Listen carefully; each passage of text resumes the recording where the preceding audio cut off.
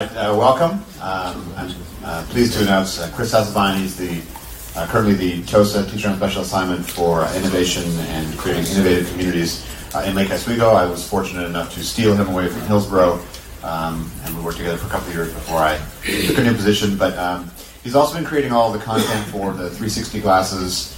He's just starting to get some of that stuff out. We did some work on if you see the digital signage out here, you'll see the cool things about the shots from the hiking and whatever. That's all stuff that Chris was filming the last couple of days. So all that content is brand new. It is on our YouTube channel, ACPEnw, is what you search for, not just ACPE. So ACPEnw on the YouTube channel. And then you'll see more about some of the stuff in here. And we're continuing to create more things. And so that's why you guys actually got those little VR glasses. There's some additional content on there. Download the Cardboard app, which I'm sure you'll kind of go through all those things at some point. Anyway, those are all kind of great stuff. Chris does incredible work with people. And I'm glad to be able to be here and listen to your story. So thanks. Thanks, Jeff. Thanks, everyone. Sorry. Thanks for being patient. Critical mass. It's a good metaphor. It's a good metaphor for what we're doing. If you want to know more, follow me on Twitter. You can also check out LOSD Logic. That's the website for where I'm hosting all this stuff about professional development, a lot of the things that I do. You can check some of that stuff out. I'll put that up later again. But building communities of innovative practice, that's what I do. My job is a TOSA. I'm a teacher on special assignment.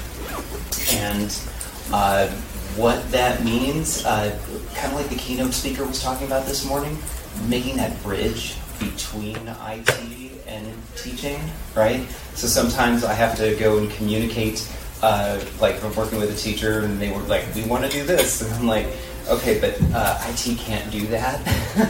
And then sometimes I go work with IT and they're like, this teacher put in a ticket and asked for this. And I'm like, okay, this is what they really need. So I do a lot of communication back and forth. I'm not really a tech person. I am a teacher person.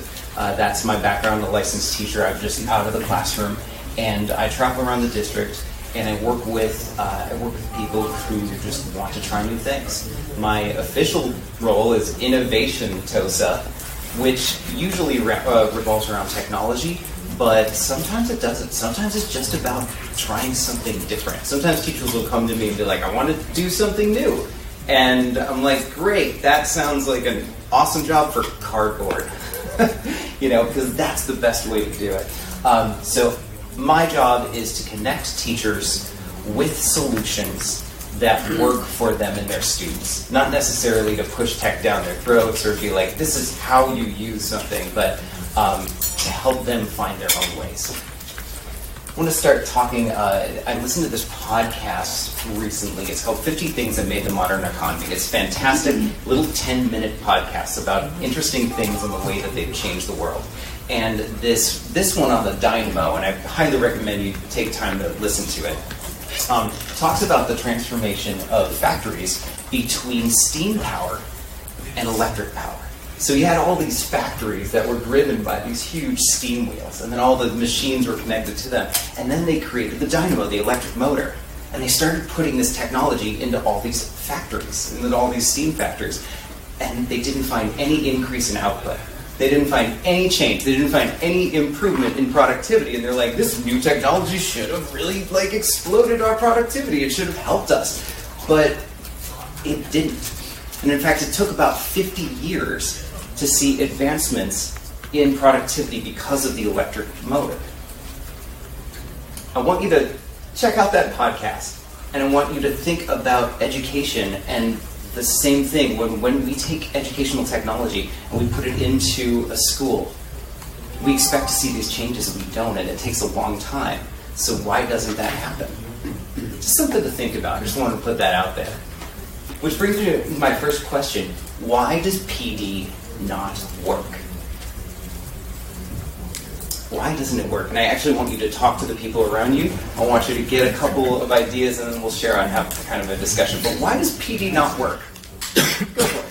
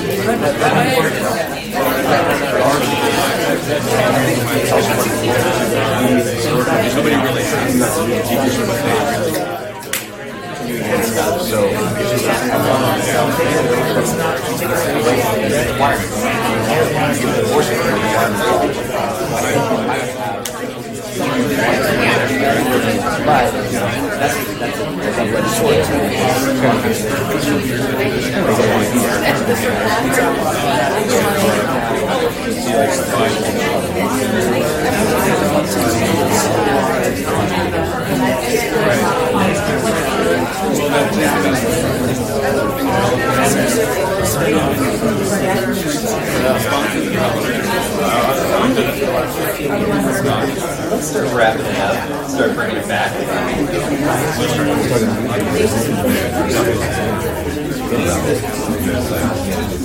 This is a pretty interesting topic. I think everyone had a lot to say about this because we're all really frustrated.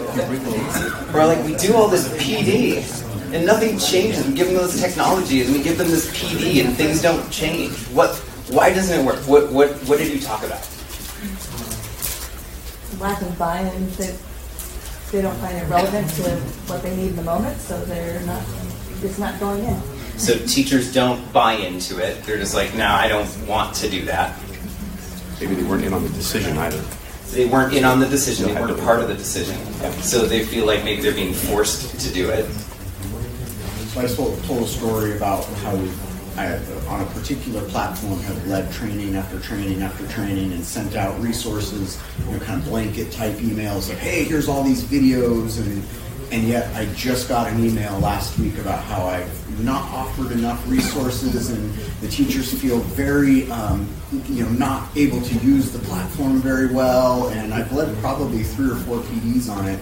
And so it kind of got my brain thinking about the spoon-fed analogy, but it really, more seriously, like individualized, I think would hit a lot better resonance with, when you're trying to teach something like this versus a big PD, everybody gathers, I go want for 45 minutes, and then everybody goes off about their day.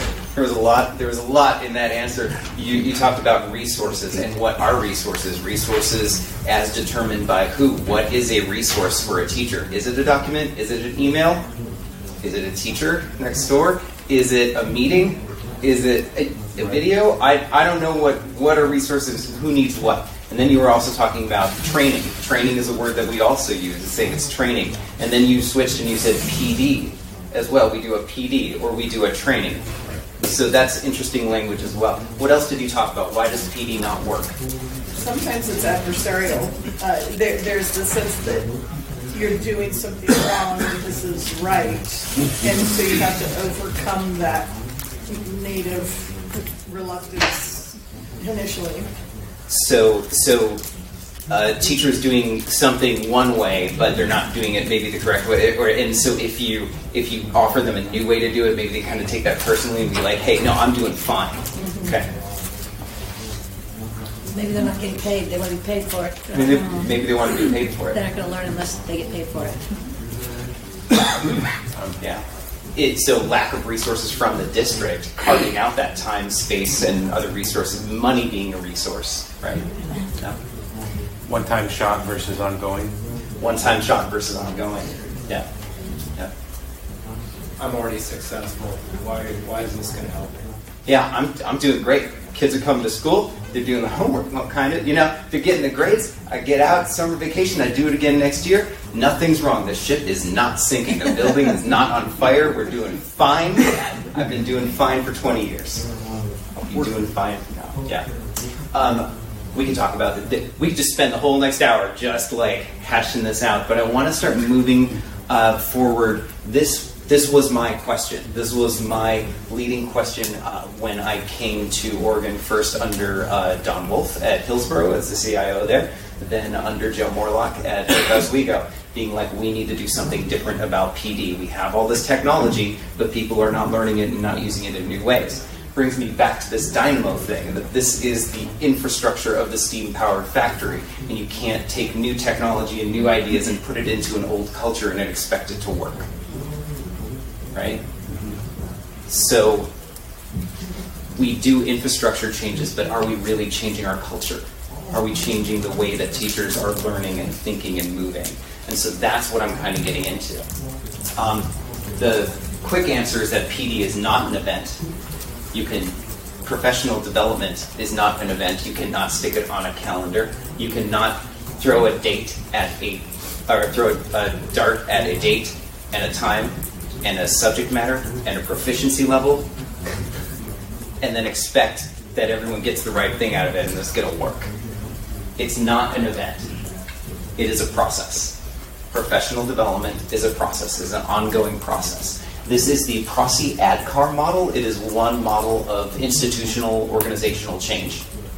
And what you're going to see here is that it starts out with where they currently are and moves, right? This is a long process. It always starts out with awareness, desire, knowledge, skills, then reinforcement. These are the things that people need in order to get through the change process. So the first thing that they need is awareness. There's something new. The ship might be on fire. Oh, okay, all right, cool. Then they need desire, being like, you know what, I probably should do something about that. I want to do it. Then once they have those two things, like awareness and desire, then they might be open to some knowledge, maybe some skills. And then, after they have that knowledge and those skills, they're going to need reinforcement, constant reinforcement, so they don't slip back into their old culture and habits, right? So everything that I am doing right now is based on the whole awareness, desires, knowledge, skills, reinforcement. It has to start at the beginning. I have to find where these people are at. Sometimes they know about it, they want to do it, so I can just swoop right in with some knowledge. And then they'll just go and practice on their own. Or sometimes they don't even know about it. And so I just have to do little things to get people, hey, did you know? Did you know? And then maybe it just happens all on their own from there. This is what I'm doing. I am not teaching classes. Because classes happen here, right? Knowledge and skills. And it's a very specific window of how much knowledge do they have, what knowledge do they need next, where's their skill level, what skill level do they need next. It's really finicky. So what I do as a TOSA for my personalized professional development is, and this is just me alone, I swing through classrooms, I say, did you know there's something cool? Would you like to try something with me? And then they say yes, and I'm like, okay, here's how it works. And I sit down with them in team meetings and then say, would you like to try it? And then I sit there while they try it, maybe while they're doing it in front of the class, and I'm there with them in the classroom as they're doing it. And then 2 weeks later, I pop on back and be, how'd it go? Oh, it's great, I'm doing it again. Okay, what do you need to do next? And that's the reinforcement. That's that process that's happening. And that's much more effective than an hour class. I can sit down with a teacher for 5 minutes and make them aware of something. And sit down with a teacher for 5 minutes and give them a little bit of knowledge so they can take that next step. It's all about micro, personalized PD. So if you had a fleet of me going around, stopping in, talking to people, giving ideas, giving little baby steps, little nudges, that's what I do on a day-to-day basis. Right? It looks very different than the traditional PD that we see. And I don't do classes because they aren't worth my time and energy.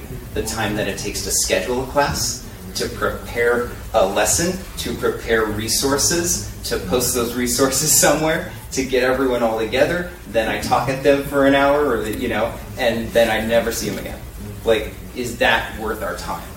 I'd rather spend an hour walking around a school, spending 5 minutes with this teacher, 5 minutes with that teacher, 5 minutes with that teacher, and then do it again the next day. A lot easier. Anyway, everything I'm doing goes back to this. It's all about a process. Can I ask you a question about Yes. that? Yeah. You can go back to the slide. So, ADCAR, what's that? Is that named after a person? Awareness, desire, knowledge, skills. Knowledge, ability. Ability. Yeah, sorry. That was throwing me off a little Yeah. I put skills in there for ability and Okay. yeah. Okay. Thank you. Sorry about Yeah, that. that's good. Back. To make it easier to make it easier, if you need to boil that down, you're like, oh, 5 steps is too much. This is a great book. It's called Switch by Dan and Chipke. It is see, feel, change. First, teachers need to see something, awareness and desire. Oh, really? Awareness and desire. Then they need to feel it, which means we're going to try it in their classroom. We're going to sit there next to them as they feel success. We don't want to give them something and then they go forward and feel failure, right? We want them to feel success. So we have to be very careful about what we show them and how we introduce them to those ideas and practices. We want them to feel successful as they go forward. It's all about baby steps. Yes, yes, yes, yes, yes. Because as soon as they hit a no, they're out. They're out. And you've seen that before with your technology PDs and things like that, right? Great book, really interesting, but basically see, feel, change. We'll come back to that later. I just want to clarify, because we've been kind of throwing these things around, that a lot of this comes because we have 2 different words. We use like the same word for 2 different things, or we use them interchangeably, and they really are not. We talk about trainings and we talk about professional development, and they're the same thing in our minds, but they really shouldn't be. When you think about a training is good for obedience. You train a dog to do something that it might not want to do, right? The dog doesn't want to sit, but you're training it that this is how it's going to be, and eventually they'll get there, and it takes repeated training, right? So there's training, and that's mandatory, and there is a time for training, but that time is right at the beginning of something, when people need basic introductory information and everyone needs the exact same information. Like, let's say you're redoing the AV systems in all your classrooms. That's a time for training. Everyone has these same tools. Everyone has to do the same thing. Here's how you connect your computer to this. Trainable, done. You're going to have to do it. Everyone's going to do it the same way. But as soon as you talk innovation or changing teaching practice, that's not a training thing. You can't train someone to be innovative. You can't train a dog to train themselves to do new tricks. Like, that doesn't work. So when we're talking professional development, we really want to stick to that like change model. We're not talking about training. I don't do trainings. And you think, well, Chris, but what about like Gmail? Like, yeah, we could do a little bit of training, like here's how you get to it, here's basic functions. But I bet every single one of us in here uses Gmail a little bit differently. I can't train you exactly how to use Gmail the way that you use Gmail. I can teach how to get in, I can teach some basic functions, but everyone comes up with their own organizational ways and different ways that they keep their email inbox. And you think that this is a really easy thing to train people on, but it isn't, because everyone has a different use for this tool. So just think about that. This is like an interesting thing. So the idea is to move away from training, except where it's absolutely necessary, right? Great book. Everyone needs to use it. No one's really psyched about it, but it's the system that we have. Training, fine. But anything else about like changing, it's got to be development. It's got to be based on change models. All right.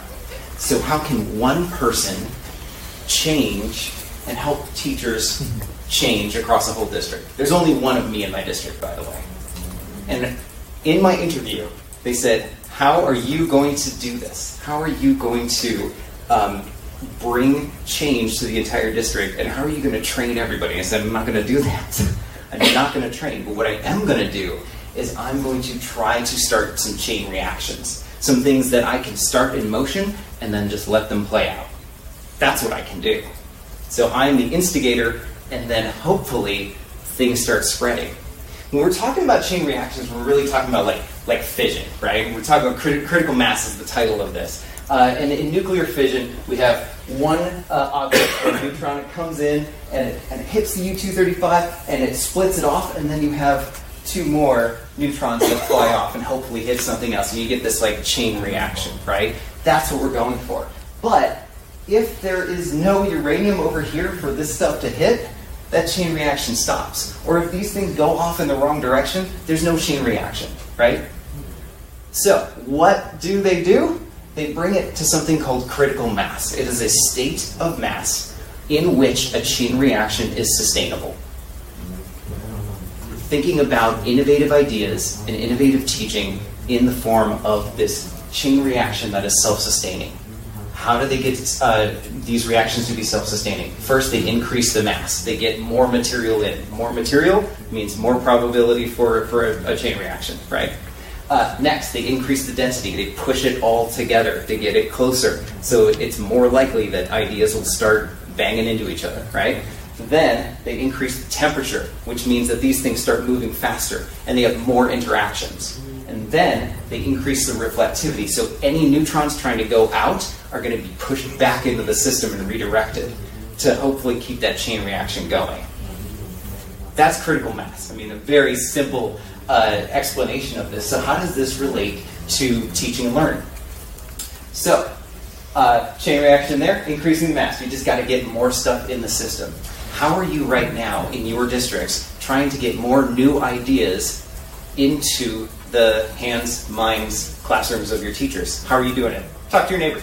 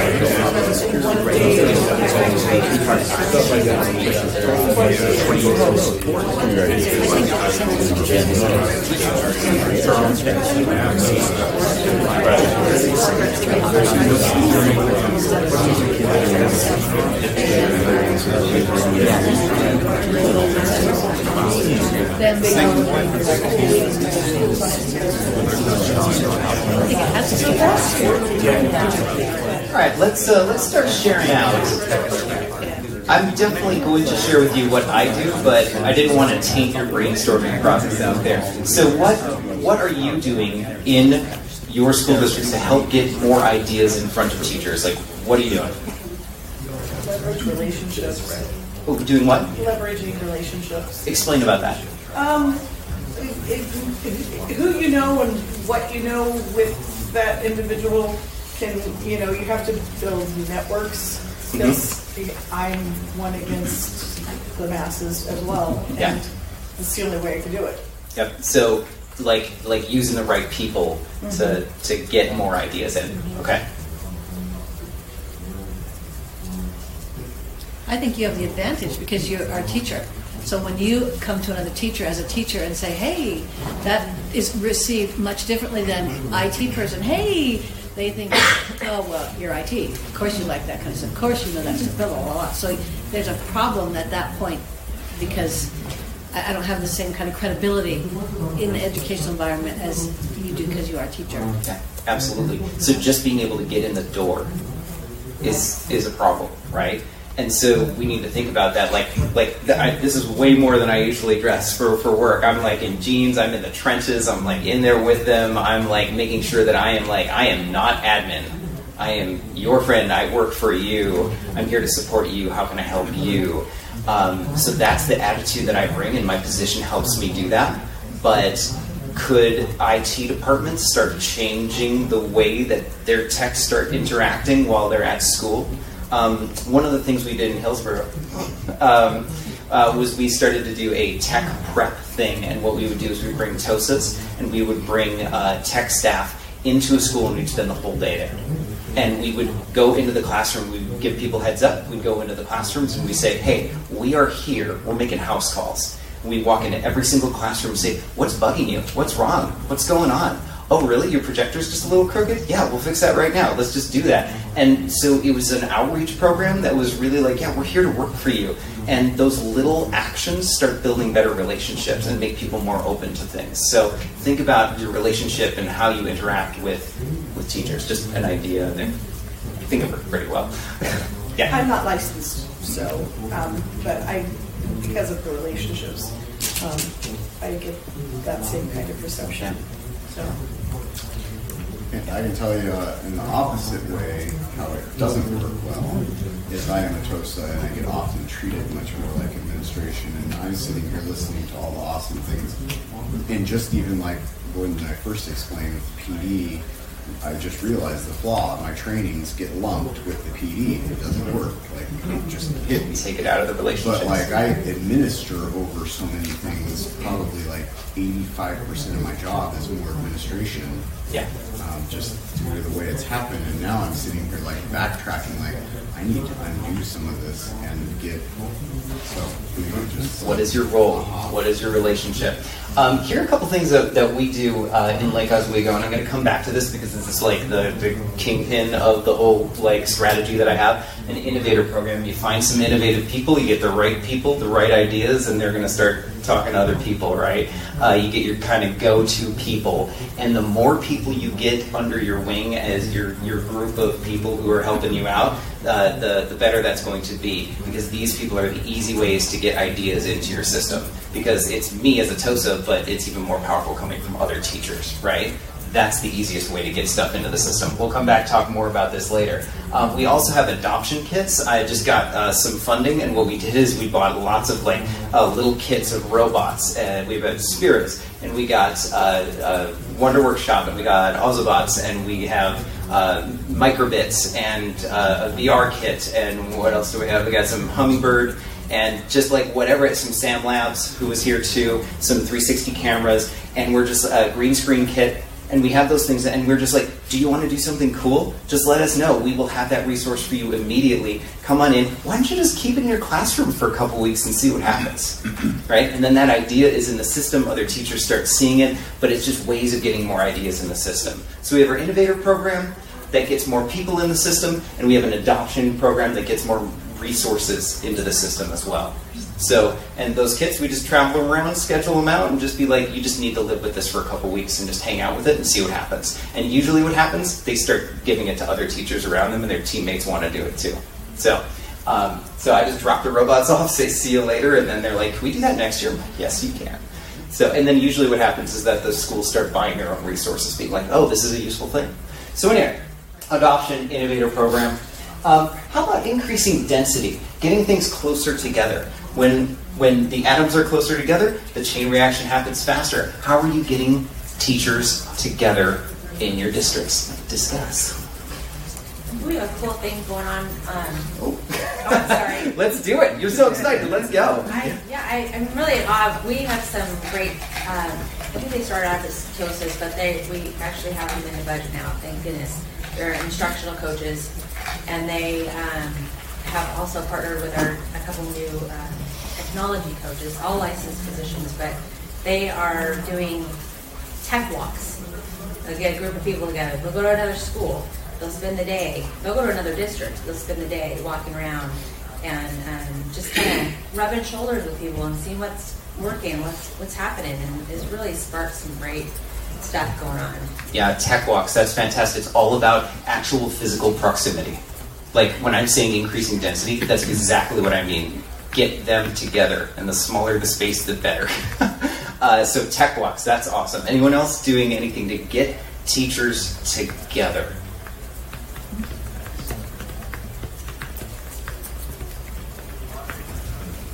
Mike?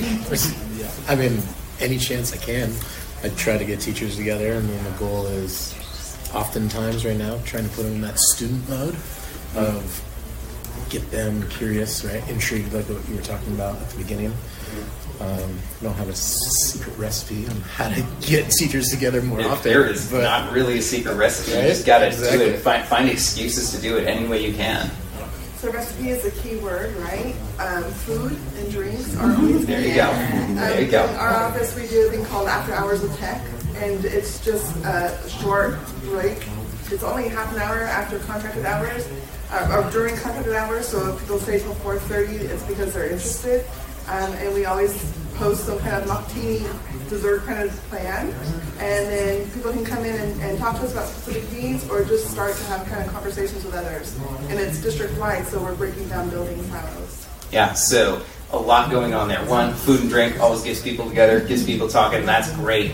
Another thing that you said was getting people together during their contracted hours. It's like, hey, we're just going to be here, and you're making it voluntary. When people choose to get into something, they're going to be a lot more open to new ideas, right? Wow, that's a great program. Really nice, yeah. Any other ideas? Yeah. I work in ESD, so I'm not just one district, but and it looks different everywhere we work. But I've been running a computer science PLC, trying to get a critical mass going of leaders in computer science integration at the elementary level in our region, and so that's been interesting. We're running into those other problems of getting them out of their classrooms to meet, and the time and the resources. But when I'm able to go do coaching, there are other ways to teach people how to improve the quality of their professional learning community and expand it and make it useful, and that seems to really help to build that kind of a group too. Yeah, just get them together. And in person is always the best, and then we run into time and all of that stuff. But just even a little bit of time is great. 10 minutes, like you'd be amazed what teachers can share in 10 minutes. So here's what we do in LO. This is one thing that I was doing in Hillsborough, and I continue to do it in LO.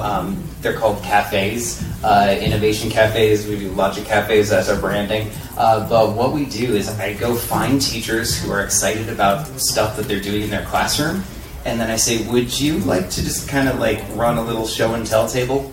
And then I get sponsorship from a local coffee shop. They bring coffee, muffins. I put tablecloths out. Tablecloths are really important because the color creates a safe atmosphere. Like the smell of coffee and color and changing their normal atmosphere from where they usually are. Like it actually, I mean, look at that. It's like looks fun. It's like nice. It's easy. It's not scary. And then they run things like green screen, Ozobots, Padlet, Tinkercad. What else is there? Little Bits. Stop motion video, Osmo. There's so much going on there, and I didn't pick those topics. These are teachers sharing the things that work for them with other teachers. The structure is I bring coffee and tablecloths. I say, hey, would you mind just doing show and tell, hands-on playtime. That's safe for kindergarten. And then I say the only rules are that we're all together in the same space and that you try something and stay here the whole time. That's it.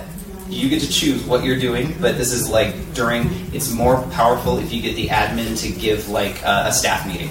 About 45 minutes or so, if they can just give a staff meeting and let the staff just share and talk. And what happens then is that they don't need me because they didn't learn it from me. They learned it from the teacher down the hall, and who are they going to talk to when they want to do it or want some support? They're probably going to talk to the teacher down the hall, or if they're not available, they can talk to me and I can help them out with it. But it's all about, this is all awareness and desire, and once they want to do it, then they start playing with it and get a little bit of skill with it in a safe environment, right? This is really effective. This is an incredibly effective thing to do. It's really easy. So same thing. Food, snacks, hanging out, choice, all of that. And like, this is professional development? Yeah. This is really effective. Another thing we do is how often are you guys doing those? How often are you doing those? Whenever an admin will allow me. I, at the beginning of the year, say, hey, when would you like to? Let's get on the calendar. Just give me a staff meeting at some point. And then when it comes up, I just talk to teachers and say, what would you like to share? What would you like to share? And then I get about 5 or 6 teachers, and we just go. It's just on the calendar. So, during a staff meeting? During a staff meeting, yep. The admins are like, yep, this is worth our time. We're going to do this instead of sitting down and talking about blood-borne pathogens. So the teachers get about like 10 minutes each? No, it's all happening at the same time. Everyone is sitting down. There's like 10 or 6 different tables, and the teachers just walk. They just walk around and talk and play and hop in and out. It's not a formal presentation. It's just a sharing hands-on playtime.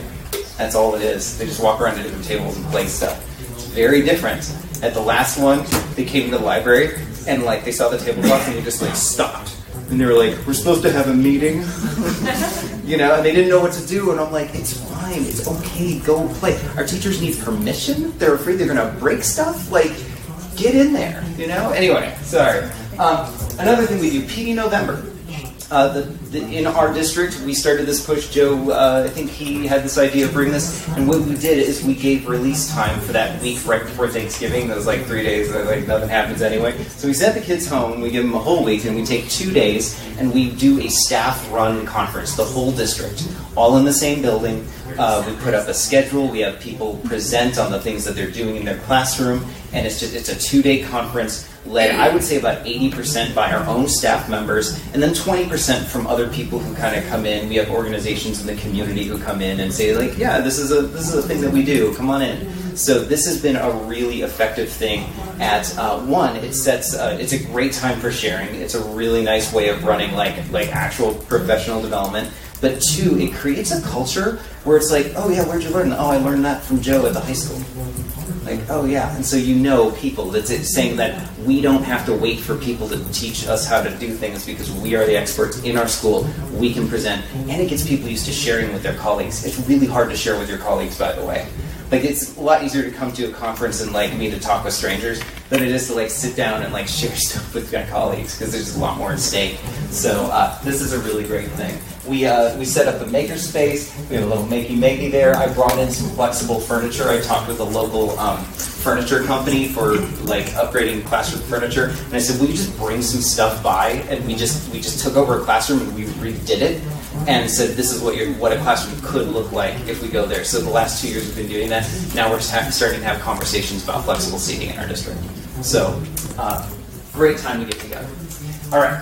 Increasing temperatures, having more interactions between people, increasing the amount of time. We've kind of been talking about that, like getting people together. That's probably going to happen. But what if people can't be there in person? How do you get people to interact with each other even if they can't be there in person?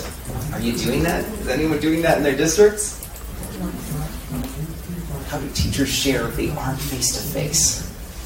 So, and this isn't teachers, but I have my secretaries, our main secretary who always goes out to buildings to help the other secretaries, but they're using Google Hangouts now. And she just actually will share her screen, and she doesn't have to leave, but yet she's still training all the secretaries, and she never leaves her office. That's amazing. We're tech people. We have tools. We can use them to get ideas out there, and it's quick, right? If you have a culture that's hungry for ideas and is used to getting those things, you can use tech to social media, other platforms, other things. The Department of Education for Oregon has created a website called the Oregon Educator Network, and its express purpose is to connect communities of practice, especially for the rural districts, where we have one math teacher or one reading teacher or one tribal specialist or one, or two of this, that, or the other thing. And so groups are virtual PLCs for those folks, and there's lots of stuff. It's OregonEdNet.org. We have lots of ways to connect. In Lake Oswego, one thing that we've been doing is pineapple charts. This is something it's a little hard. This has to happen in the culture of a school, but this is an idea where all of the teachers kind of put their schedule up and they say, "Hey, I'm teaching this lesson at this time. If you have a free time or if you have prep, come on by and just sit in my class and just see what's up." And that's a cool thing. Sometimes the admin could get a sub for a whole day and just like have that sub just pop into classes, do just a little bit of coverage, or because I'm a licensed teacher, I can hop into their classes, give them a little bit of coverage while they head on out. So the pineapple is a symbol of hospitality. So it's a chart saying, "Welcome to my room, come on over and see what's up." So this is in the staff lounge, and then people just like sign up and they just go see each other when they can. Yeah. Do you get a lot of response to this? This is a huge cultural shift. So it's starting out slow, and it really depends on your site. This school is actually, they were doing pretty well with it for a while because they had a teacher leader who was like, "Yeah, we're doing this. But other sites have not started doing this because, again, it is a culture thing. Because I've been at a school where we did instructional rounds, but that was an admin. They would provide the sub time, and then 5 of us would go with the admin and go to these classrooms. And there's some people who are very hesitant to have an admin come into their classroom while they're teaching, let alone their peers, which I think it's so valuable for us to watch each other teach. So I like this to make it kind of take the admin out of the mix. And if you set the rules, like here's the thing. I wish it wasn't like that, but it is. Like rules, they are not fancy lessons. It is what you do every day. Just stop by as long as you can. It's it's really low key. It's not an observation. It's not a formal thing. It's just hanging out. Another thing. Oh, I'm sorry. Increasing reflectivity. Sending energy back into the system, making sure that those ideas that happen don't just like float away into the ether. So what I've been doing in LO is I've been sending out a newsletter. Like every week I send out a newsletter about a cool tool or a cool idea, and actually lately I have been changing my focus from like cool tools to cool people, because people are much more interesting than tools. So this is an innovator spotlight on Sarah Van Ice, but she's doing pineapple charts, right? So here's a cool person doing something cool. She works right next door to you. You could do this too. If you want help, let me know. I will come on in and we'll do it. Now, I didn't ask, I'm not sending this out. I don't push it out to everyone in the district. I did a voluntary sign up, and every once in a while I kind of push it out to admins and say, hey, remember, here's a good resource. And when people want to sign up, then they do. And then sometimes people are like, well, how come I'm not getting your newsletter? Oh, great, just sign up. Let's do that. I'm so sorry.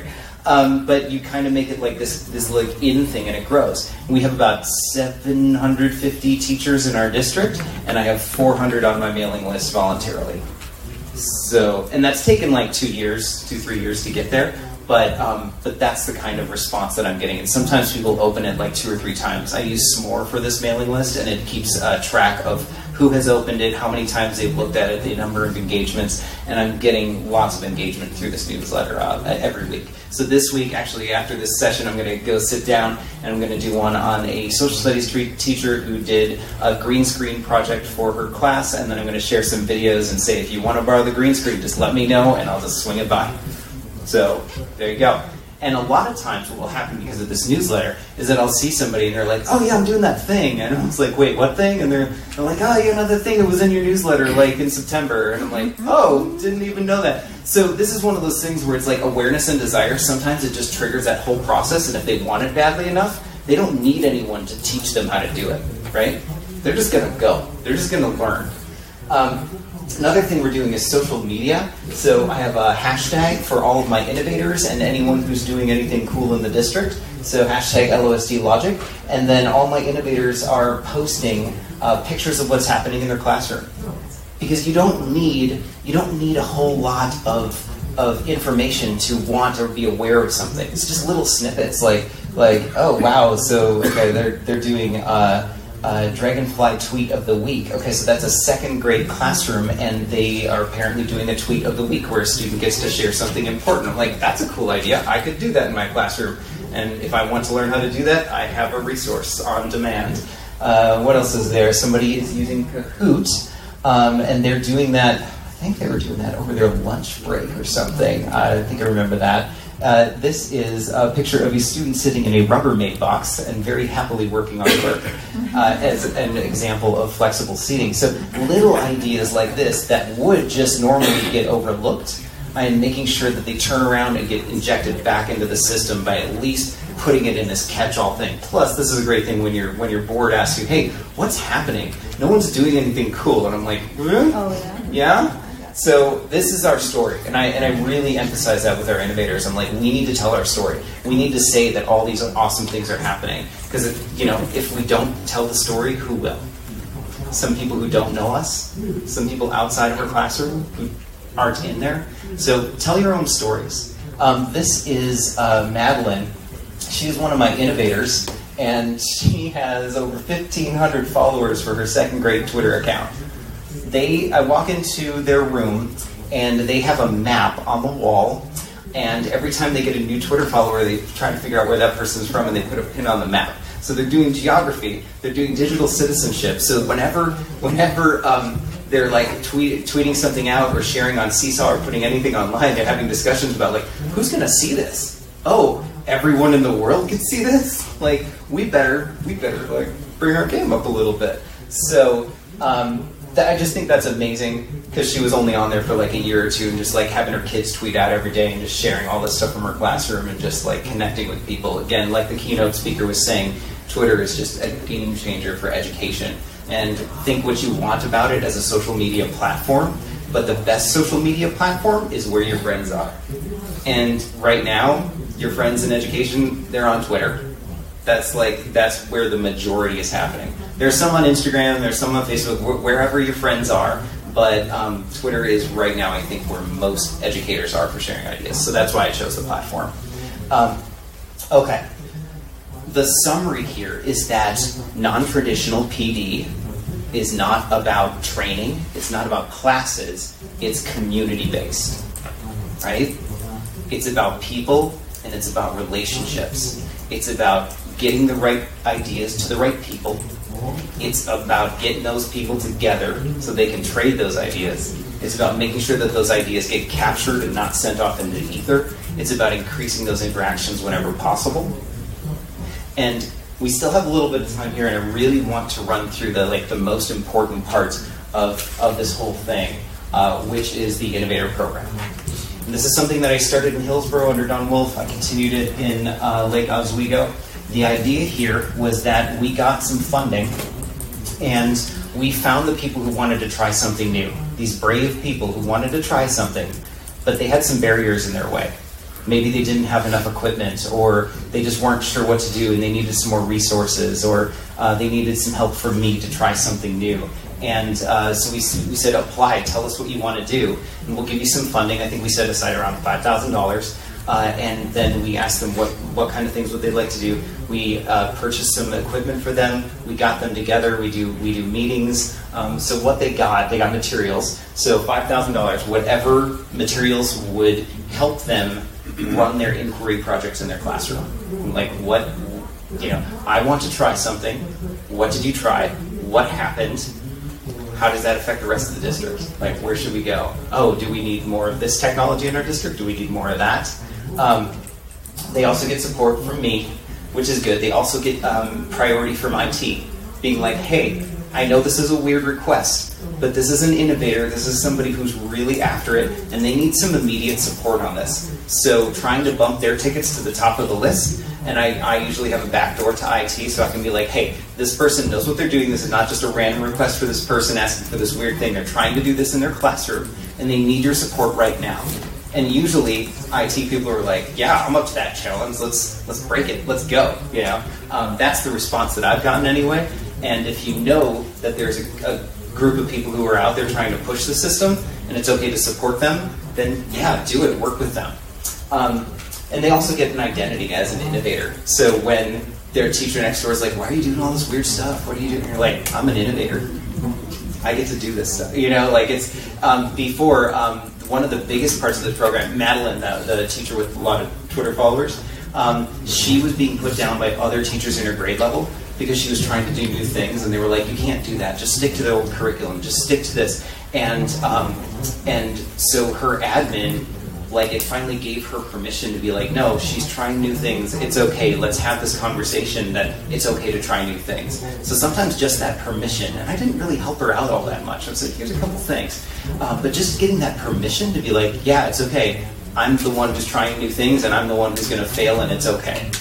Having that identity is super important. Yeah. I don't know if you mentioned really, but how did you identify, how did you get your cohort together? Did you just ask them to come to you, or did you pick them? I put it out through my weekly newsletter. It said, I am looking for brave teachers who are ready to try something new and would like some funding to try a brave project in their classroom. So they all self-identified? And submitted applications. So that's what we did. And so did not everybody get in, or was it you only had so many slots? Or I'm just curious. Of course, funding was an issue, and then we had a rubric for selection, and we went through, and then not everybody got in. And we judged it on the quality of their application for the ideas with the most educational impact possibilities. The people who we saw were more forward-thinking, not just being like, well, I just want more Chromebooks so that all my kids can type. That's not what we're going for. We're going to, I would like some iPads so that my students can create stop-motion animation projects to retell stories and hit the literacy requirements. That's cool. I want to do that. That's awesome. Also collaboration, so we had face-to-face sessions. They have a social media posting requirement, so I require them to post once a week because sometimes you need a little bit of nudge to get into a habit of something that's difficult. And peer leadership, so they help lead each other. Learning opportunities, we do a book study. So Innovator's Mindset is a great book to read about just the way that you can think about innovation in education. It's a quick read and it's great. We send them to the Integrate Ed conference so that they can go out and find new ideas as well. And we did cool like tech projects in their classroom. So results, what happened? This is at the end of the year. Well, at the end of the year, we got them all together in front of the school board and in front of admins, and we said, tell your story, what was your project, what happened, present your findings in anything except a PowerPoint. So they were making videos, and somebody published a book, and by challenging them to make a new product, guess what their kids were doing? Right? The kids weren't making slides, I'll tell you that. Anyway, I asked them these questions at the end of the year. Do you feel more valued? Do you feel like your resources are improved? Does it give you a feeling of purpose? Did it make your year more enjoyable? Did it encourage you to improve your practice? Does it change the way you're able to teach your class? And did it challenge you to try something new? These were my goals. And far and away, really, really great results, I think. Right here, the 2 TOSA positions are the best thing this district has ever had. We also have a STEM TOSA. But TOSAs are very important to this, but not only having TOSAs that have the freedom and ability to define their role and relationship with teachers. Because if a TOSA is just a hand of the administrator, you're going to shut down that relationship. I get to define what I'm doing. My goal is just to get good ideas out there to teachers. Okay? Anyway. This year, I took that original Innovator program, and now I'm like, well, what do I do with these teachers? They've been through the program once. What are we going to do? What's next? So I split it into 3 parts. Some people weren't ready for the Innovator program. They're like, I don't know what I want to do. So I made an Explorer program.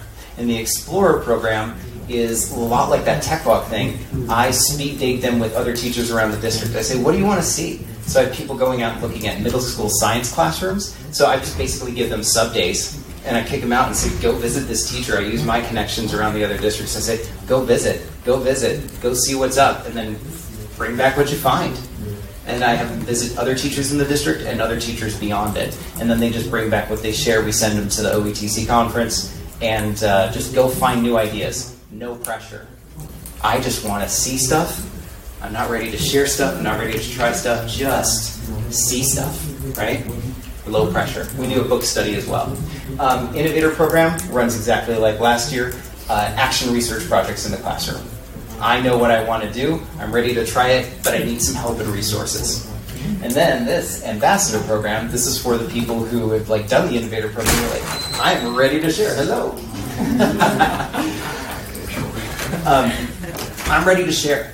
These are the people who have maybe been through the Innovator program or are already Seesaw ambassadors with the district, and they're like, I want to see the rest of the people in the school move forward.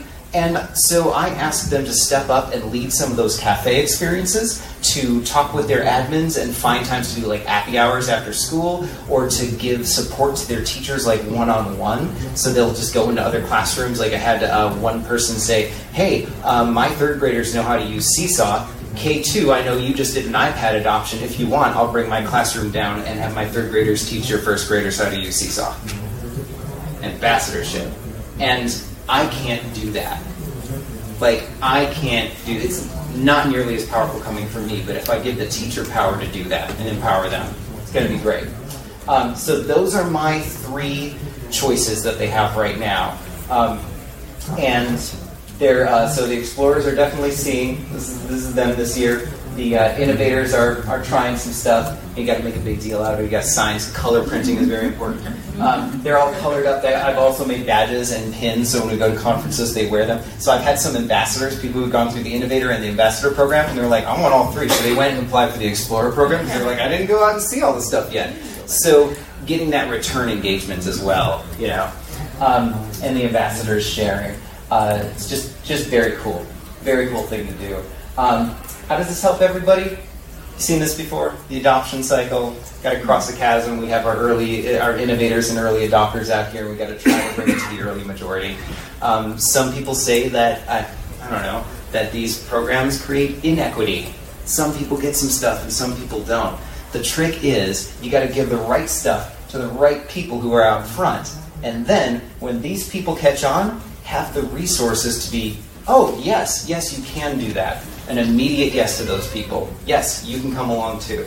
So think about how do you give your resources to the innovators first so that they can see it and try it and get that out there. It becomes visible. People get excited and then they get into that ad car cycle, right? I'm aware, I want it. Now they're ready for actually hands-on knowledge, right? So you got to move that. Another way to look at it is like the pencil, right? kind of an interesting metaphor that I found online. So your leaders and your sharp ones, you got to look out for those erasers. Some people trying to fight against everything you do. But I guess what I am doing is it's very counterintuitive, and some districts might not be okay with it because of I'm very lucky to have administration that trusts me. They trust that I'm out there and that they can see the effects of what's happening in the district. If I was in a district that really cared about numbers and asked me to track exactly who I met with and where and what, and that's crazy. They just know that I am out there doing good things. They see the effects of it. They see the ripple. They see that, and they're okay with it. And I talked to the school board about this, and I told them it's hard to predict. And some of the innovators that I gave money to, some of the stuff's just sitting there. But it's gardening, right? It's not carpentry. I can't say if I spend X amount of dollars, then this will happen because I have structured it in this way. No. But I can say that I'm going to make that environment in which teachers can grow and share and change and try. I'm creating an environment. I cannot mandate innovation. I cannot train innovation. I just have to support it. I just have to create an environment where innovation can thrive, which means time, resources, community, and trust. Those are the things. That's how you grow a teacher. Are you giving them the things they need? Are you creating an environment where it's safe to fail, you trust them, where they have community of other people who are also failing, where they have the resources and immediate yes to be like, yeah, you know what, we can do that. Because if you're like, hey, can I do that? And you hear, well, maybe next year we might have a budget where we might be able to buy something, so hold on and wait till next year to try that new thing. Nope, that's not going to fly. And then they need time. And time, not as like, hey, we're going to pay you to stay after school, but what things do they not need to do anymore? If you're doing this one thing, what do you not do? What do you take off of the plate, right? And just to know that it's okay to not do these certain things as you're doing new things. It's tough to do. It's going to look different in every district, but I just wanted to share this model with you. Any closing thoughts, ideas, questions? We got just a little bit of time left here. And I just wanted to just open it up. After hearing all this, what's going through your heads? What's happening? Find any resentment from some of the more seasoned teachers that maybe aren't quite ready to move into this yet? When you have some of your younger or maybe more innovative teachers that are willing to jump on board? There is a little bit of that resentment, but eventually they start coming around because the younger teachers are like, come on, let's do this together. Let's do this together. As long as there's enough resources for everyone to do it, we do find that the more innovative teachers really do try to bring other people along because they don't want to be doing this alone. They want everyone to be doing this. So one of my teachers just went and ordered Apple Pencils for all the other teachers because she's like, you guys need these. I replaced my smartboard with my iPad, and so we're going to use these resources, and I'm going to make sure that you have it, and I'm going to help you. So there can be some initial resentment, but that goes away eventually. Yeah. Any data that's been collected about your innovator program and how maybe their students are more engaged and doing better academically? Yeah, we don't. That? I haven't connected any of this to actual academic data. I am collecting data on impact ripple effect across the school district. So I wish I had that for you now, but I am collecting that for the end of the year to see how many people have actually helped other teachers do new stuff. So this program is a little bit more about teacher professional development and getting them to change and move, but I haven't been able to directly correlate it to academic achievement. Although I'm sure it is. But yeah, if you walk into like what I will tell you is that when some of the students in some of our innovators classrooms, when they move on to the next year, the kids that come from their classes versus the kids that come from other classes into the same class next year, these kids are like, yeah, I know how to do that. I know how to communicate. I know how to like talk in front of people and show my reasoning. And so like there is a definite difference in confidence, and I would say in grit, and you know, those kind of things, like powering through things, just because of that teacher is modeling that kind of like innovation. It's okay to fail. It's okay to get out there and try again. But it's really hard to do. It's really hard to connect it. Good question. When you first started your innovative program, did you have to fight to maintain the thing that you're a resource for teachers and not be lumped into the administrative role? Did they try to get you to? No, you didn't have to fight? No, not at all, because I defined my position from the very beginning that this is what I do. I'm here to help you. And I'm looking for people, because I was asking, I'm looking for people who need more resources. Everything is all opt-in, and everything is like, yes, I will be there. And whenever I can, I give yeses to people. So having that backup, you know, those kits that I was talking about at the beginning, having those kits, you know, like, so some of our innovators have stuff that lives in their classroom now. But having those kits so that when somebody else wants to do it, and be like, yeah, I'll bring some Ocelots by, let's do it together, right? But to know that it's in the innovator classroom, and I also have some other resources that I can immediately bring in and include other people in it. So that's been helpful. I don't know if that answers that question, but yeah. One piece that we're working on for the carrot piece of this for our teachers, I've heard Chris present this before, and we're already planning to massage it to work for us. But we're working with our ESD, and the person in their STEM hub has become an adjunct professor at OSU Cascades. And so every 10 hours that our teachers are going to spend outside their contract day on STEM-related anything basically equates to 1 graduate credit. So that is a way that we're going to be able to offer a little bit of a carrot to potentially get more mass coming in without a huge financial commitment from the district, which obviously we don't have, just like others. So it's an interesting thing to explore. We're talking about carrots too. The carrots that are involved, I've seen districts do this with like stipends, because they're like, oh, you're putting time in, so you give stipends. And I've seen other districts do some things like this, where it's like, oh, this is a class that you're taking, and your project is to help other people out, and that's one thing. I looked into those things. The district wasn't interested in stipends, and I asked the innovators if they would like to receive credit, because I'm like, you're doing a book study, you're doing projects, you're doing these things, like that's your work. Would you like college credit? And everyone's like, we don't care. I'm like, oh, okay. So what they care about is they care about sub days, they care about getting to go to conferences, and they care about being able to just have a resource, you know, just something new. They're just like, yeah, I just want an Apple Pencil. I'm like, yeah, I can find $100 for an Apple Pencil. Like, you want to do that, that's fine. Just being able to have that immediate yes. They also care about feeling like that special title, and also the relationship with IT, having a closer relationship, being like, yeah, I'm trying new things and I get some fast results. So the carrots are kind of integrated into the program. I think it would look a lot different if this was like a stipended position, like in Hillsborough we had STCs, which I know is not the same thing, but if this was a paid thing, then it becomes kind of like an obligation, rather than like, hey, we're just doing this together because it's the right thing to do, and by the way, you get to go to a conference, which is awesome. Like, and we're spending a lot of money on that. So, yeah. I'd just like to say, I'm from Hillsborough, and so Chris worked with us, and we were fortunate because as a TOSA, he was in our technology department, so it was a win-win. And a couple of things that, when he talked about the tech preps, it was a time for our techs, our workstation techs, to connect directly with teachers, you know, through Chris, and that really helped, you know, kind of build that relationship in the schools. And then through budget cuts,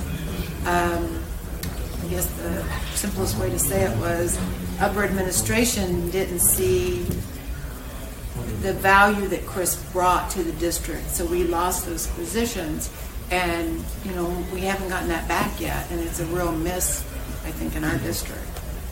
It was really hard to leave, and mostly because I worked so hard on, because we did the innovator program there, and we did have this community there that was starting to take off, and then it just started to fall apart, and then just everything's quiet. And meanwhile, the 3 years I've been at Lake Oswego, we have people, teachers who, they've been in the hole for 25 years, underground, and now they're out at OETC presenting, like out of nowhere, because they have a connection to me, and like there's stuff that's happening. It's really hard to quantify, but you talk to teachers, they're like, yeah, stuff is changing.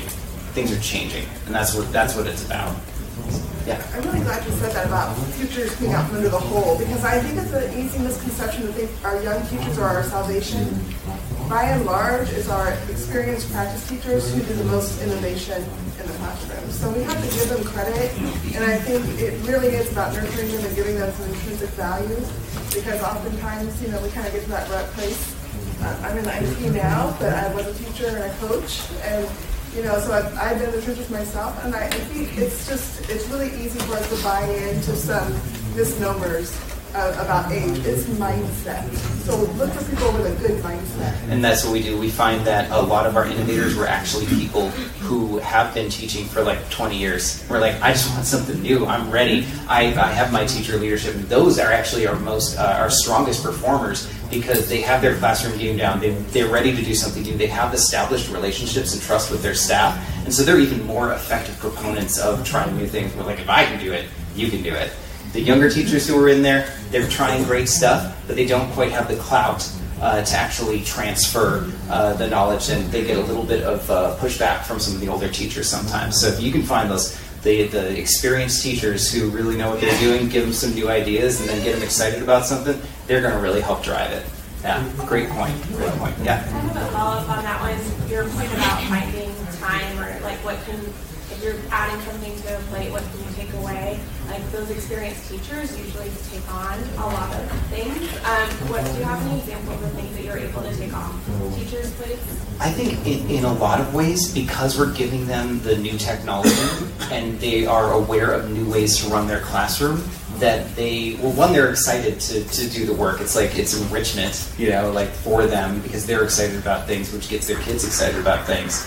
And then two, it's that they don't, a lot of them don't have to deal with paper anymore, because they've made this jump, and they're like, oh, this is great. So finding those little classroom changes that really help, or just that time to hey, get a sub and head on out. And it's okay for you not to be here. Get that time away. Sending them out to a conference and say, you don't have to be there today. Just go and just relax and get that space. We take our ambassadors, we take them down to Palm Springs, we go to Q, and we let them just kind of be there and see some new stuff from a different region of the country. And they were down in the sunshine and we're relaxing, and it was really refreshing. And they all came back, and they were just on the charge, being like, I'm going to help my building go forward. It was super refreshing. So finding those breaks, that time for air. If you have a fire, you just keep loading logs on, right? The fire's going to go out, but if you spread it out a little bit, give it some air, it'll spark up. So, all right, I think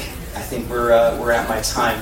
I am pleased to talk with you about this at any time.